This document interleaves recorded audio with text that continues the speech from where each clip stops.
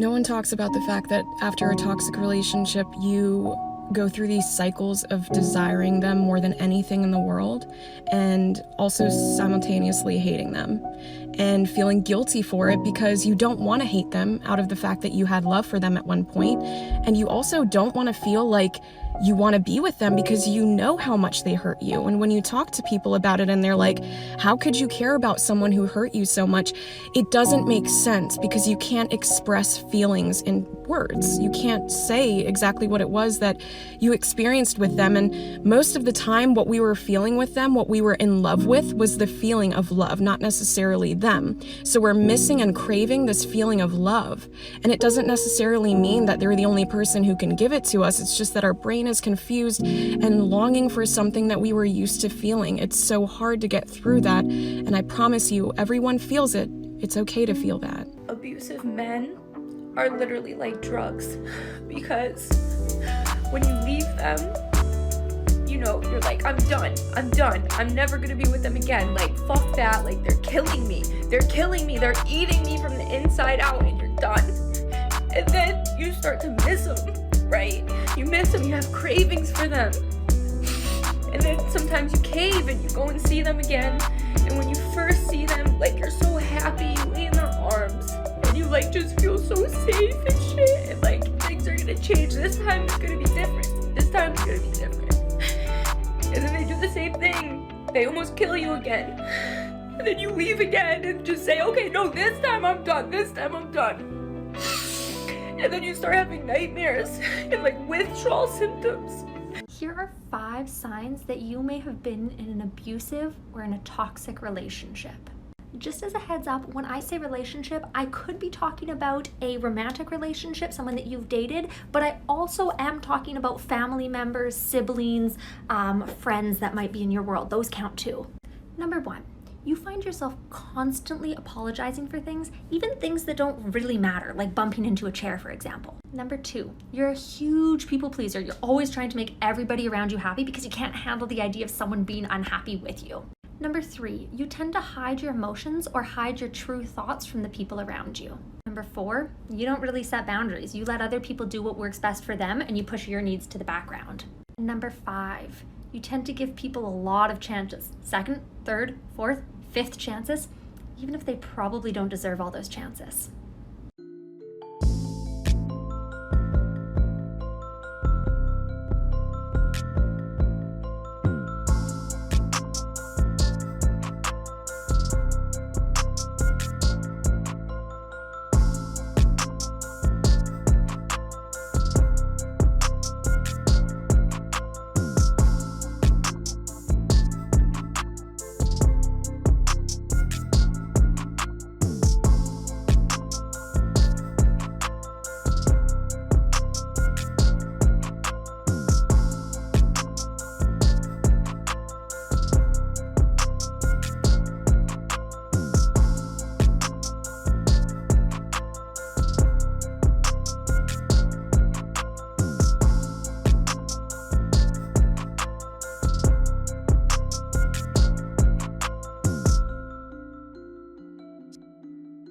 People always ask, why'd you stay in an abusive relationship if you knew it was abusive? Abuse is insidious. There's a really famous quote that you'll probably have heard before, and it goes like this.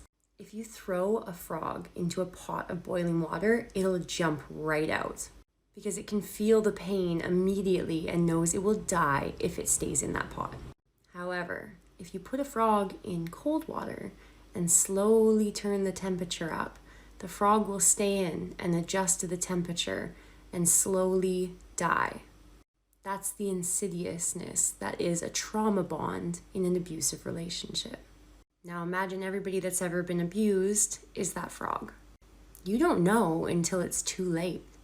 The relationship always starts out magical and amazing, and then the abuse starts. And that abuse is followed by intermittent positive reinforcement, creating a physical and psychological addiction to your abuser, a trauma bond. Word. There is no magic word. Yes, there is. Okay. Call it high manners. Could you please get off me? Don't do it no more. Shut up. I see that. Please get off me. Please get off me. I just want some time to myself. Oh, you got time to yourself. All the time being a whore. Don't call me a whore, please. Don't talk What like do you that. do? What do you do when you're not around? Just don't talk that way to me in my place. And don't talk to me like that in my house. What's something you once thought was normal in a relationship that's definitely not? Expecting abuse. My ex-boyfriend and I got into a huge argument one night on the way home from the movies, and we were raising our voices. He was driving and we were yelling at each other, and I was in the passenger seat just getting absolutely irate because we were arguing. He picked his hand up because he talks with his hands, and my immediate response was to block. He pulled the car over, got out, and came and opened my door and sat next to me and cried and just held me. And I asked him what the hell was wrong with him and why he was doing that. And he just looked at me and he was like, you thought that because I'm mad at you, I was going to hit you. And it was the first time someone made me realize that it was not normal to expect someone to abuse you because they were angry at you. We're no longer together, but he taught me a lot in that relationship, and I'm grateful for him. Because the rest of the night, he explained to me how that was not okay and would never happen with him. And that I deserved to be upset. And it was okay for us to argue.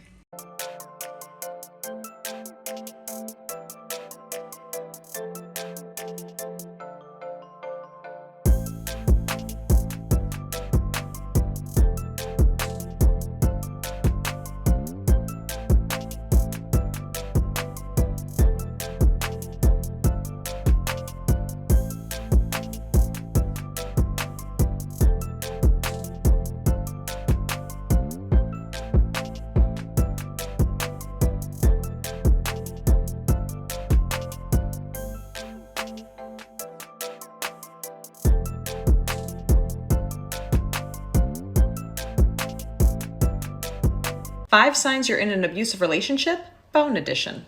Number 1, you constantly check your phone because if you don't answer a text shortly after it's sent, there will be hell to pay. Number 2, every time you're out with your friends, your partner's going to blow up your phone. Either they will manipulate you to try to make you feel guilty for going out in the first place, or they'll falsely accuse you of doing things you're not actually doing. Number 3, if you don't give your partner your phone, they will accuse you of cheating on them or doing something sneaky behind their back. You feel obligated to give them the phone even when you haven't done anything wrong. Number 4, your partner will go through your text, call history, and photos looking for a reason to get angry, and then interrogate you over abso-freaking-lutely everything. Number 5, anytime your partner's around, you feel nervous even picking up the phone, because you know they're going to make rude comments in the background. And even if they don't make rude comments, you feel pressured to get off the phone shortly after the phone call started because you're afraid that you'll take too much time on it, which will piss your partner off. Yeah, I was really mistreated, and then I just realized I was better than that, and since then, I feel like I've just grown to know my worth, I think. It's taken a minute, and I don't think I'm there yet, but I'm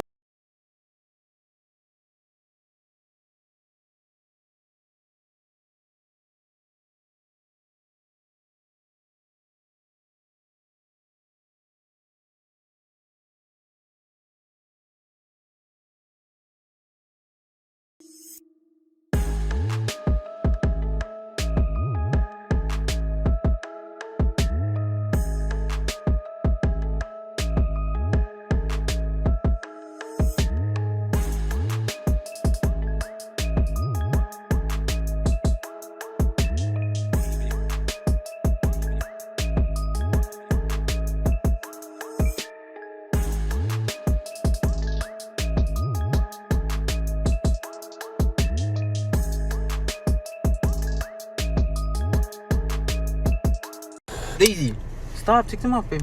Take them off. Oh my god, Take them off. really? And don't be taking pictures. You don't fucking break your fucking phone. When you fucking use. Fucking dumbass.